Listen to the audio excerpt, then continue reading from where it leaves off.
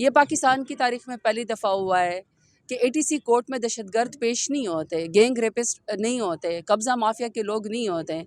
पेश होते हैं तो पाकिस्तान तहरीक इंसाफ की पॉलिटिकल लीडरशिप और वर्कर्स और कारकुनान और ख़वातीन पेश होती हैं। ये बड़ी अफसोस की बात है। मतलब एक थोक के लिहाज से उन्होंने कहीं पर छापा लगाया हुआ है जिसमें 150-200 जो उनको लीडरशिप नज़र आती है और हज़ारों के तादाद से कारकुनान है जो उनको एक एक पर्चे में और ज़िम्नियों में डाल देते हैं। अफसोस की बात यह कि आपने उनके मुतालबात जो है वो मानने के बजाय 12 घंटे बिजली बंद करके निहत्थे लोगों के ऊपर आपने सीधी गोलियां चलाई। आपने बजाय हमें इंसाफ देने के बजाय पूरी पाकिस्तान तहरीक इंसाफ की लीडरशिप को उन्हीं पर्चों में डाल दिया। ये पाकिस्तान की तारीख में पहली दफ़ा हुआ है कि एटीसी कोर्ट में दहशतगर्द पेश नहीं होते, गैंग रेपिस्ट नहीं होते, कब्ज़ा माफिया के लोग नहीं होते हैं।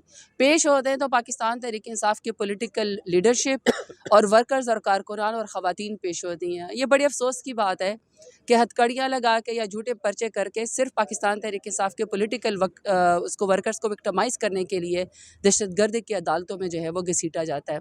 अब 7 FIR हैं जो 26 तारीख की, जो 26 नवंबर पे मुझ पे की गई और अली के ऊपर जो है वो 10 की गई है। लेकिन हमारी तमाम लीडरशिप में भी उमर अयूब साहब भी बैठे हुए हैं, हम सब, शेर अफजल मरवत साहब भी आए हुए थे। मतलब एक थोक के लिहाज से उन्होंने कहीं पर छापा लगाया हुआ है जिसमें 150-200 जो उनको लीडरशिप नज़र आती है और हज़ारों के तादाद से कारकुनान है जो उनको एक एक पर्चे में और ज़िम्नियों में डाल देते हैं। देखिए 26 जो नवंबर है ना, ये तो पाकिस्तान की तारीख का एक ऐसा वाक़या है जिसको आप कभी भूल ही नहीं सकते और हम इंसाफ के मुतलाशी हैं। हम आपको ये कह रहे हैं कि 24 नवंबर को लोग चले, काफ़िले चले और वो लोग पाकिस्तान तहरीक इंसाफ का और पाकिस्तान का झंडा लहराते हुए पुरअमन होकर बग़ैर किसी हथियार के पाकिस्तान के नारे लगाते हुए इमरान खान के विजन पे डी चौक पहुँचे और डी चौक में भी उन्होंने सबसे पहले पहुँच के पाकिस्तान तहरीक इंसाफ का इमरान खान का नारा लगाया। लेकिन उन्होंने वहाँ पे कौमी तराना, पाकिस्तान को कौमी तराना उन्होंने वहाँ पे पढ़ा और पाकिस्तान का झंडा बुलंद किया। अफसोस की बात यह कि आपने उनके मुतालबात जो है वो मानने के बजाय 12 घंटे बिजली बंद करके निहत्थे लोगों के ऊपर आपने सीधी गोलियाँ चलाई। हमने आपसे सवाल किया, आपने गोलियाँ चलाई, 13 लोग हमारे शहीद हुए और हमारे बहुत से लोग अभी तक मिसिंग हैं। हम आपसे सवाल कर रहे हैं कि आपने स्ट्रेट फायरिंग आपने कैसे कर दी निहत्थे लोगों के ऊपर। आपने बजाय हमें इंसाफ देने के बजाय पूरी पाकिस्तान तहरीक इंसाफ की लीडरशिप को उन्हीं पर्चों में डाल दिया। एक इसके अंदर जो पर्चा है वो रेंजर्स की शहादत का है। मैं आपको बताऊं, पुलिस वाले, रेंजर्स वाले या आर्मी वाले या जो भी यूनिफॉर्म में, मेरे लीडर का या हमारा तो यही नज़रिया है कि हमें तो कभी भी आईन और कानून को हाथ में लेने नहीं दिया। जुल्म जबर भी हमारे साथ हो रहा है लेकिन मेरे लीडर ने हमेशा कहा है कि इनकी इज्जत करनी है। हम कभी सोच भी नहीं सकते हैं कि हम पुलिस को या रेंजर्स को या किसी को भी हम नुकसान पहुंचाएंगे। 27-28 साल की हमारी जद्दोजहद है, हमारी जद्दोजहद में कभी एक गमला भी नहीं टूटा। और जहाँ तक जो रेंजर्स की शहादत है, हमें बहुत ज़्यादा दुख है, जैसे हमें अपने शहदा का दुख है, अपने सियासी कारकुनान का हमें दुख है। वो जो इंसिडेंट हुआ उसके एक फुटेज मौजूद है वहाँ पे। आप यकीनन वहाँ पे एक मतीउल्लाह जान मौजूद थे, उनकी पूरी वीडियो है, वो पूरे एविडेंस हो गए हैं और जो वो गाड़ी चला रहा था उसने अपना जुर्म ही कबूल कर लिया और वो अरेस्ट भी हो। अब हमें उसके अंदर घसीटना और हमें कोर्ट के अंदर वहाँ पे खड़े करना, हमसे रुपकार न लेना, हमें शामिल तफ्तीश न करना, ये बड़े अफसोस की बात है।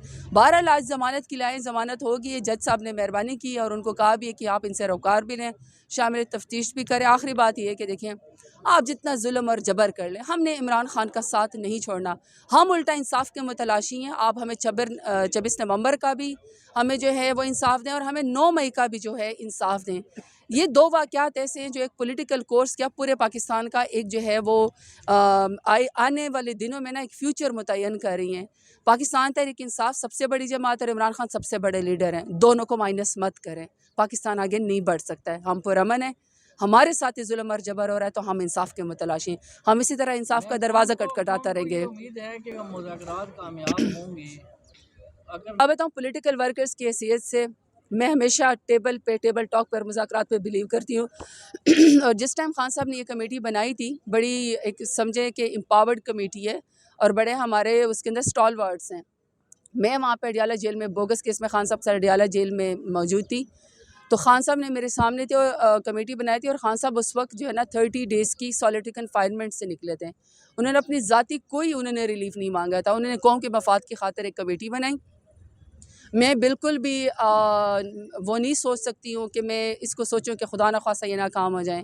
देखिए, मेरी हुकूमत से यही है कि मैं उनको यही एक बात कर सकती हूँ कि आप हुकूमत में हैं, आपके पास पावर है और आपकी ये कुर्सी नहीं चल रही, आपसे मुल्क नहीं चल रहा है, क्योंकि आपने पाकिस्तान के सबसे बड़ी पॉलिटिकल पार्टी को, पीटीआई को, और पाकिस्तान के सबसे बड़े लीडर इमरान खान को माइनस किया हुआ है। आपसे ये हुकूमत नहीं चल रही। बेहतर है कि मुज़ाकरात को कामयाब करें, और मुज़ाकरात में जो हमारी आपसे डिमांड है 26 नवंबर की जुडिशल कमीशन की और 9 मई की जुडिशल कमीशन की, उसको आप टेबल पे लेकर आएँ, सच दुनिया के सामने लेकर आएँ और इंसाफ दें।